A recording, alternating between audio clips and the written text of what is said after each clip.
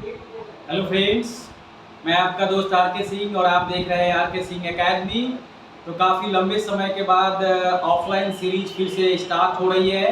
अभी तक आप लोग ऑनलाइन सीरीज का मैक्सिमम जो सब्जेक्ट था, साइंस हो या मैथ्स हो या संस्कृत हो या सोशल साइंस हो, वो सभी एग्जामिनेशन स्पेशली क्लास 10th का जो चल रहा है उसकी सीरीज मैंने चलाया।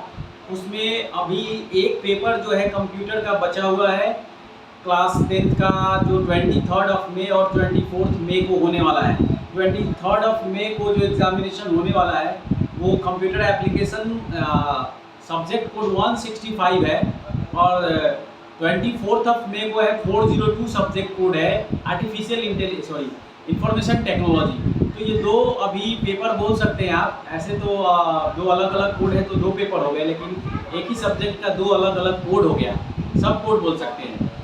इसके बावजूद बीच में अभी जो न्यू स्टूडेंट हैं जो क्लास 10th में अपग्रेड हुए हैं, उनके लिए अभी कुछ दिन पहले, यानी एटलीस्ट 20 डेज हो गया बैक, हमने हिस्ट्री का सेशन स्टार्ट किया था।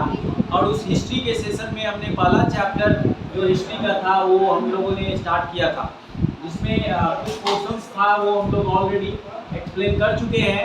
The rise of nationalism in Europe, the rise of nationalism in Europe का some points already we had discuss about that, और आपने सीखा। आगे का हिस्सा आज आप देखेंगे कि किस तरह से यूरोप के देशों में राष्ट्रीयता की भावना जगी। और मैं एक बार फिर से आपको रिकॉल कर दूं, याद दिला दूं कि इस चैप्टर में स्पेशली जो पढ़ने के लिए जो मुख्य बिंदु है वो क्लास 9 से कनेक्ट है। यानी क्लास 9 का जो पहला चैप्टर है, फ्रेंच रिवॉल्यूशन जो है, फ्रांस की क्रांति, और पूरी तरह से फ्रांस जो है यूरोप में बसा हुआ जो कंट्री है, यूरोप में आता है, उसका हिस्सा क्षेत्रफल के हिसाब से बायोलॉजिकली एंड ज्योग्राफिकली जो आता है। तो इस ज्योग्राफिकल स्ट्रक्चर्स को ध्यान में रखते हुए अभी हम लोग आगे जो हिस्सा देखेंगे वो कैसे यूरोप में बदलाव आया राष्ट्रीयता का। तो उस हिसाब से जो आगे का हिस्सा था उस पोर्शंस को कवर करते हुए अभी हम लोग आगे देखेंगे। तो आइए देखते हैं हम लोग आगे का हिस्सा।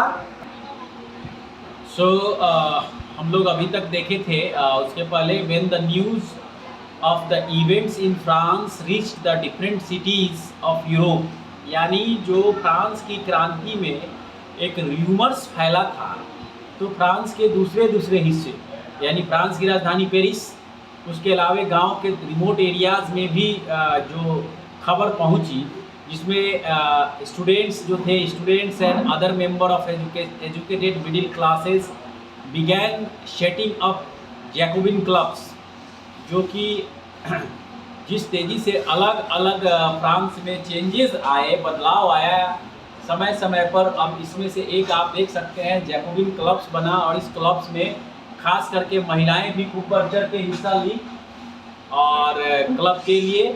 दूसरा, इस क्लब के माध्यम से लोगों में एक संचार का माध्यम हुआ एक जगह से दूसरी जगह, कि किस तरह से वीमेन को, सोसाइटी को डेवलपमेंट के लिए चेंजेस आया। So there activities and campaigns prepared the way for the French आर्मीज which moved into Holland. तो फ्रांस की जो आर्मी है वो कहाँ गई? दूसरे बगल के जो देश है हॉलैंड्स, वहाँ पर पहुँची। Belgium, Switzerland and much of the Italy in the 1970s। तो with the outbreak of the revolutionary wars, the French armies began to the carry of idea of nationalism abroad। और एक दूसरी बात जो मैं बता दूं आपको कि 1790 के आसपास में जो गुस्सा लोगों में था, आउटब्रेक्स मतलब गुस्सा, रेवोल्यूशंस का जो वार्स का था, तो फ्रांस के आर्मीज जो थी उस नेशनलिज्म को भी एडॉप्ट किया। जनता तो की ही, उसके साथ साथ सेना भी को भी लगा कि अब जो है हम लोगों को राष्ट्रीयता की भावना जगानी है, और राष्ट्रीयता की भावना में जो आगे चल रहा है उसको सपोर्ट करना ज़रूरी है। ये अपने आप में बहुत बड़ा ये है। दूसरा मैटर्स है आपका, ये देख सकते हैं आप इस मैप के माध्यम से कि बहुत सारे ऐसे देश थे आसपास के। आप कलर वाइज मैं आपको समझाऊंगा तो देखिए ऊपर में आपका आइसलैंड है जो डेनमार्क अभी कहलाता है, और बीच में आपको समुद्र है, अटलांटिक सी है। इस अटलांटिक सी के माध्यम से यहाँ देखिए ये अटलांटिक सी है। इसके बाद आपका कुछ हिस्सा Scotland, Great Britain, Ireland and Wales और इंग्लैंड। तो ये यूरोप में ये सारा जो पड़ता है हिस्सा, जो इंग्लैंड का ही उपनिवेश था ये सारा कंट्री। दूसरा बीच में फिर से आ गया आपका अटलांटिक सी, और आगे चलते हैं नॉर्वे एंड स्वीडन, जो आपको जनरल नॉलेज के हिसाब से मैं बता दूं कि उगते हुए सूरज का देश कहा जाता है नॉर्वे को। उगते हुए सूरज का देश, यानी सूरज सबसे पहले वहाँ दिखाई देती है, ये अपने आप में ऐसा माना जाता है साइंटिफिकली। देन यहाँ पर दाहिने साइड में आप देख सकते हैं बड़ा एरिया है रशियन एम्पायर का, जो रसिया का है। और फिर नीचे आ जाइए आप तो बहुत सारे जो कंट्रीज़ का है, डेनमार्क है, प्रूशिया है, नीदरलैंड है, पोलैंड है, ऑस्ट्रियन एम्पायर्स है। क्वेश्चन है सर, ड्रैगन्स, हाँ साइंस से सन के बारे में है। तो मान लीजिए सर स्पेस में तो ऑक्सीजन नहीं ना है, नहीं हाइड्रोजन नहीं है, नहीं है, तो जो सन है वो आग का गोला है, आग रहता है ना, हीलियम है। हाँ, तो उसमें कैसे सर आग जलता है जब आप हाइड्रोजन है ही नहीं? तो आग का नहीं, ये सही क्वेश्चन है। आग के समान उसमें इतनी तापमान है, उसमें आग का गोला जैसा माना गया है। देखिए सन पर कोई पहुंच नहीं पाएगा, सन पर पहुंचेगा जल के खाक हो जाएगा। इधर ही मतलब बहुत पहले तो रिसर्च जो चल रही है, उसमें क्वेश्चन हिस्ट्री से आप आ गए साइंस में, और हम बता देते हैं आपको। साइंस नहीं है तो कैसे, हीलियम नहीं, ज्योग्राफी में नहीं आएगा ये। रिसर्च जहाँ आएगा तो आपको साइंस मिल जाएगा, लेकिन कोई बात नहीं, सोशल साइंस से कनेक्ट है। तो मैं बता दूं आपको कि अनुमान जो साइंटिस्ट लगाए हैं कि सूरज में इतनी टेम्परेचर है, हिट है, कि ये धधकता हुआ आग का गोला है, मान रहा है, लेकिन कोई अभी विजुअली नहीं बता सकता है। देखा वोल्केनो, हाँ, ज्वालामुखी, हाँ, तो वहाँ पे आग जलता है ना, उसमें आग है ना, बिल्कुल आग जलता है। वोल्केनो में तो लावा फूटता है, लावा फूट करके तरल निकलता है, तो सूखेगा, सो सॉलिड होगा तो पत्थर नहीं बनेगा। तो वही है सर, स्पेस में हाइड्रोजन है। केजीएफ फिल्म देखे हो? तो केजीएफ 2 नहीं है, 1 हम देखा था। केजीएफ फिल्म में सोना का व्यापारी निर्माण होता है। सोना को सुनो, सोना को क्या करता है, सोना पत्थर में रहता है, सिर्फ फ्रेश सोना मिलेगा क्या? तो पत्थर को गलाता है, और गलाने के बाद उसको तरल लिक्विड बनाता है, और लिक्विड बना के फिर वो सूखता है। फिर बुखार चढ़ा हुआ है लोग को, केजीएफ का बुखार। There is a one kind of the fever is going on all around the world as well as the society. The newcomers is totally changed. But I have seen yesterday movie. The movie is good. The story is good. But the action and violence is too much. तो violence बहुत ज़्यादा है, हिंसा बहुत ज़्यादा है दिखाया गया। इसमें ज़्यादा सब दिखाया हुआ है ना, और लिखा भी नहीं है कि धूम्रपान हानिकारक है। देखें कहीं लिखा नहीं है। नहीं। सिर्फ जो क्या बोलते हैं, कॉल देंगे जी आपको, ये आ गया। हाँ, लेकिन हमारे पास जब समय आएगा तभी तो WHO से रिपोर्ट बनाएगा उस पर। बनाएगा ही, बिल्कुल बनाएगा कि आप धूम्रपान निषेध नहीं चलाएंगे तो आप एक्शन लिया जाएगा। लिखा भी नहीं है धूम्रपान हानिकारक है, बहुत यूज किया है। तो ये यूरोप फिगर नंबर 3 में देखिए आपसे क्वेश्चन ये है कि हाइड्रोजन और हीलियम का ये गैस है, ऐसा तो है ही नहीं ऑक्सीजन। नहीं, ऑक्सीजन नहीं है। अब तो हम इस पर पूरी तरह से अभी नहीं बताएंगे आपको, ऑक्सीजन की जरूरत नहीं करेगा। मैं अब तो पहले रिसर्च कर ले, आपका क्वेश्चन है तो आज तो इस पर पढ़ लेते हैं। लेकिन जहाँ तक मैंने भी पढ़ा है जो गुरु से अपना, ये बचपन से लेकर अभी तक, कि हाइड्रोजन और हीलियम का गैस का मिश्रण है। और हाइड्रोजन और हीलियम के गैस के मिश्रण को ऐसा माना गया है कि ये धधकता हुआ आग का गोला है, ठीक है, लेकिन वहाँ पहुँचा कोई नहीं है। ये आग जल रहा है, हाँ, जल रहा है आग कि नहीं जल रहा है, इसका अनुमान आप नहीं लगा सकते हैं।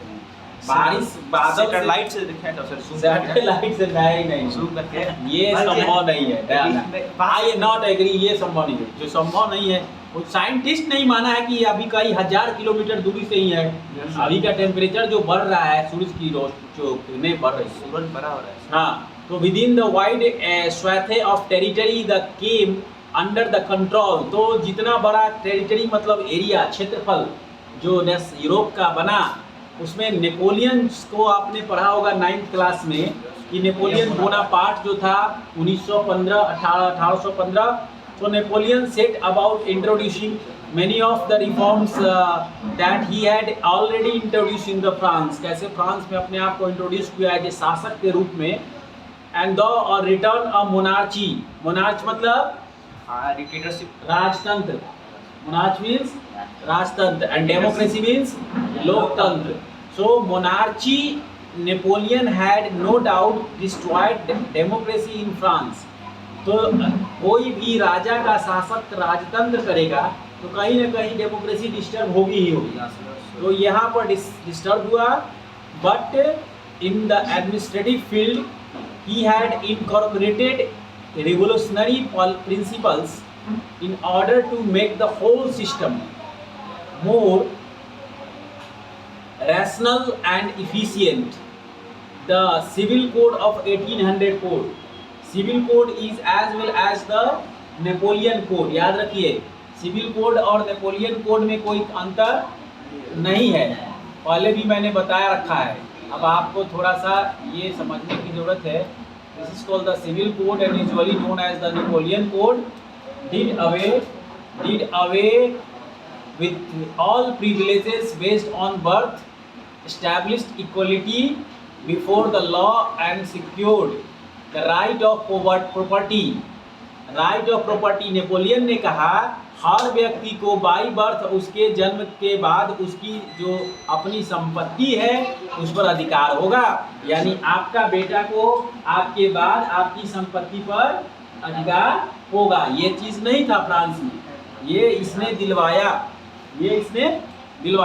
So equally did away with all privilege based on the birth, established equality before the law and secured the right to property. कानून के सामने सब बराबर हैं. This code was exported to the regions under French control in the Dutch Republic. Dutch गणराज्य जो था in the Dutch Republic in Switzerland, in Italy and Germany. कहाँ देशों के हो गया? स्विट्जरलैंड, इटली, जर्मनी, हम लोग का शुरू हो गया. Napoleon simplified administrative divisions, abolished the feudal system and freed peasants from serfdom. serfdom का मतलब क्या होता है? serfdom का मतलब क्या होता है? सटा मतलब सर कौन होता है? दास प्रथा. दास प्रथा. तो दास जो है जो बॉन्डेड लेबर, बंधुआ मजदूर कहा जाता है. बॉन्डेड लेबर मीन्स बंधुआ मजदूर. हाँ. Secure the right to property. तो this is called the in the towns to guild restrictions were remove, transport and communication system were improved. Peasants, artisans, किसान थे और भी कलाकार जो थे वो हो गए. वर्कर्स एंड न्यू बिजनेसमैन, ये सभी लोग जो थे. अब यहाँ आप देख सकते हैं कि नेपोलियन है.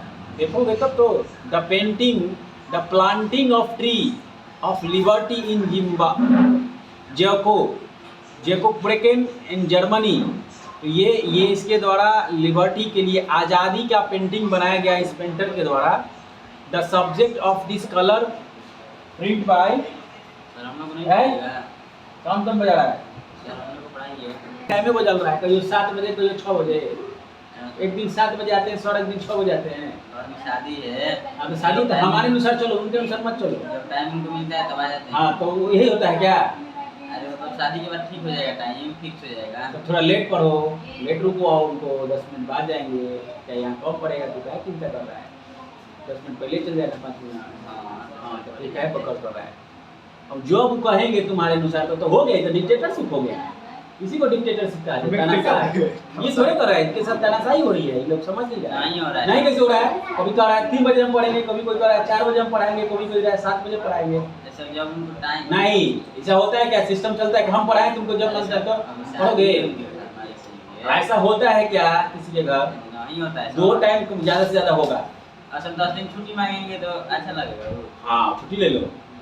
10 दिन में छुट्टी ले लें. हाँ, सबसे बढ़िया. सर इससे अच्छा कहूँ आके पढ़ा दे रहा है ना। कबहू तो कहो कि दिनवा में पढ़ा दीजिए, कबहू 12 बजे 1 बजे। दिन में इतना धूप में आएंगे। ल शादी है तो सब कुछ करना पड़ेगा। हाँ तो दिन भर सामान वामान सब खरीदा है। इतना चिंता तू काहे के लिए कर रहा है? सर वो खरीदा है। दूसरे की चिंता तू इतना काहे कर रहा है? हमारा चिंता तो तू नहीं कर रहा है। हम तुम्हारे दुश्मन है, बहुत पुराने सारे हम तुम्हारे दुश्मन है। जॉब आता है ना तो सर आज 7 बजे से, सर आज 3 बजे से, दिमाग खराब करता है। सुनो चुपचाप। वहाँ तक वो अपने आप को उस पत्र के माध्यम से इंडिकेट कर रहा था कि, और फाइनली मैं बता दूं कि नेपोलियन जो था पूरी तरह से फ्रांस को छोड़ने के बाद वो जिस एरिया में गया है तो अपने आप में ये रहेगा। So this is the very important sections is having and next section tomorrow हम लोग कंटिन्यू करेंगे the making of nationalism in Europe. कैसे यूरोप में राष्ट्रीयता का प्रचार प्रसार और तेज़ी से हुआ और उसमें और लोगों का क्या रोल रहा, आसपास के कंट्री का क्या रहा। आज के लिए इतना आप समझ सकते हैं, इसके बाद पार्ट बाय पार्ट समझेंगे तो ज़्यादा समझ में आएगा। तो today's for thank you and have a nice day.